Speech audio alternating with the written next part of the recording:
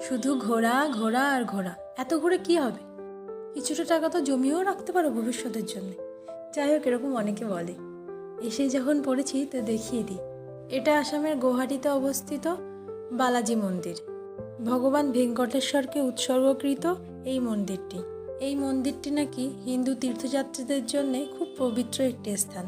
তাই আমরাও দেরি না করে ওখানে চলে গেছিলাম ভগবান ভেঙ্কটেশ্বরের দর্শন নিতে।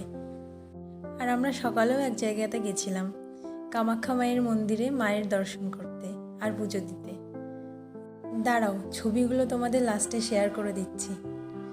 এটা ভেঙ্কটেশ মন্দিরের ভেতরের একটা ছবি, আর এটা বাইরেটা। সত্যি কি সুন্দর মনোরম পরিবেশ। আর এই ছবিগুলো দেখছো না, এগুলো সকালের কামাখ্যা মন্দিরে পুজো দেওয়ার পরের ছবি।